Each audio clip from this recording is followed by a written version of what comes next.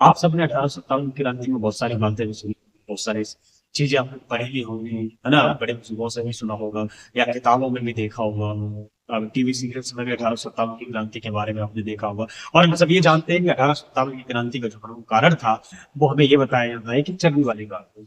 लेकिन अकेला चर्बी वाले कारतूस या सैन्य कारण इस 1857 की क्रांति का कारण नहीं, इसके अतिरिक्त और भी कारण थे, जैसे राजनीतिक कारण, आर्थिक कारण, सामाजिक कारण, धार्मिक कारण और सैन्य कारण।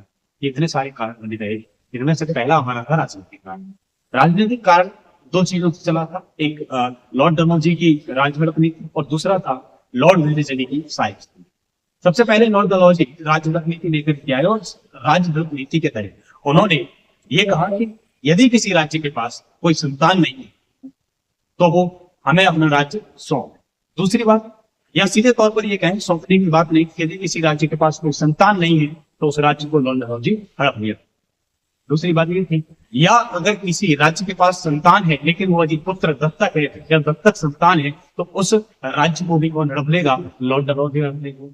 इसी क्रम में अगर हम आगे देखें तो लॉर्ड डलहौजी के द्वारा सारे राज्यों को हड़प लिया गया। सबसे पहले सतारा को हड़प लिया गया।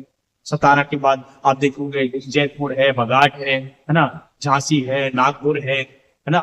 इसी क्रम में हम एक राज्य की बात करेंगे जिसको लॉर्ड डलहौजी ने इन सारी चीजों के अतिरिक्त होते हुए भी कुप्रशासन की नीति से हटना, वो था हमारा अवध। लॉर्ड डलहौजी की जो राजगढ़ नीति थी, उसी राजगढ़ नीति के तहत लॉर्ड डलहौजी ने अवध को कुप्रशासन की नीति से हटना। बात समझना कैसे हटना? कुप्रशासन की नीति में लॉर्ड डलहौजी ने क्या किया कि सबसे पहली बात आप देखना कि इसने दो अनाउंसमेंट की थी कि किसी राज्य के पास संतान नहीं होनी चाहिए, यदि संतान है तो वो दत्तक नहीं होनी चाहिए, यदि दत्तक संतान है तो उसको कौन हड़प लेगा? लॉर्ड डलहौजी। इसी नीति को अपनाते हुए उसने अवध को ऐसे अपना, हम सभी जानते हैं, अगर नहीं जानते तो मैं आपको बताता हूँ कि अवध के जो शासक थे उनका नाम था वाजिद अली शाह।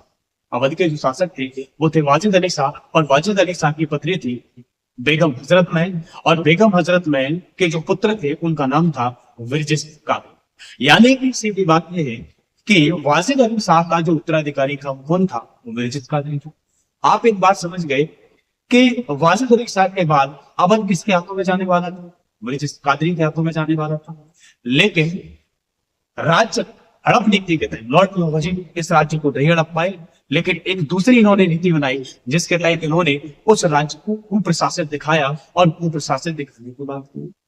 अब कुप्रशासन दिखाना या ना दिखाना ये किसी और के हाथों में, वो तो स्लीमैन के हाथों में। स्लीमैन सिंह ने जाकर के कहा कि स्लीमैन आप एक काम कीजिए कि जो विरजिस कादरी जिस राज्य को चला रहे हैं उस राज्य को आप कुप्रशासित सिद्ध कर दीजिए, या राजा को अयोग्य को सिद्ध कर दीजिए। इसी बात के साथ में स्लीमैन ने कहा कि मैं ऐसा गलत काम नहीं करूंगा, तो लॉर्ड डलहौजी कहते हैं कि आप नहीं तो कोई और करेगा, और स्लीमैन का ट्रांसफर करके उनके स्थान पर आउटरम बुलाया। और जब आउटरम आए तो आउटरम की वही बात बताई। आउटरम ने बिल्कुल वैसा ही किया जैसा लॉर्ड डलहौजी ने कहा, और राज्य नीति के अतिरिक्त कुप्रशासन से किसको हड़प लिया गया? लॉर्ड डलहौजी के द्वारा अवध को हड़प लिया गया। क्लियर हुई बात? तो पहली बात ये। दूसरी बात आती है हमारी वेलेजली की सहायक संधि।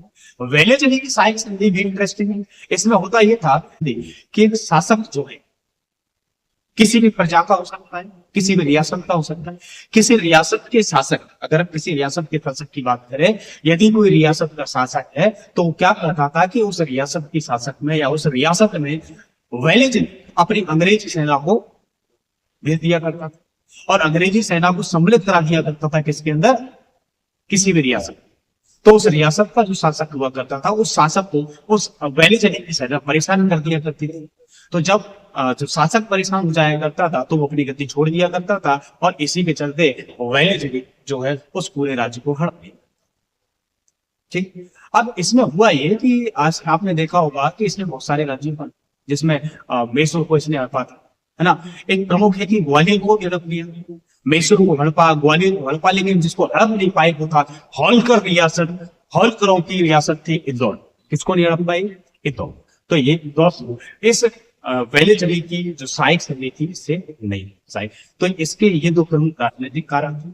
इसके बाद आप देखोगे कि तात्या टोपे जो मौदू पंथ के नाम से जाने जाते हैं, इनकी भी पेंशन को बंद कर देना था, और भी छोटे मोटे कारण रहे, है ना। इसके अतिरिक्त आप देखोगे तो आर्थिक कारण अलग थे, है ना, सैन्य कारण अलग थे, है ना, और आप देखोगे तो सामाजिक कारण और ठीक। आर्थिक कारणों में इन्होंने बहुत सारे टैक्स लगा दिए, जैसे रैयतवाड़ी हो गया, महलवाड़ी हो गया, स्थायी बंदोबस्त हो गया, है ना। आप देखोगे तो इसके अंदर जैसे इनके बाद अगर हम बात करें धार्मिक कारण क्या क्या थे, तो मुस्लिमों को टोपी पहनने से और दाढ़ी से रोक देना, है ना। भारतीय जो सैनिक थे, हिंदू हिंदू जो सैनिक थे, सॉरी, एक हिंदू सैनिकों को तिलक लगाने से और कुंडल पहनने से रोक लगा दी थी, है ना। जो सिख थे उनको पग पहनने से रोक दिया। आप सबने 1857 की क्रांति में बहुत सारी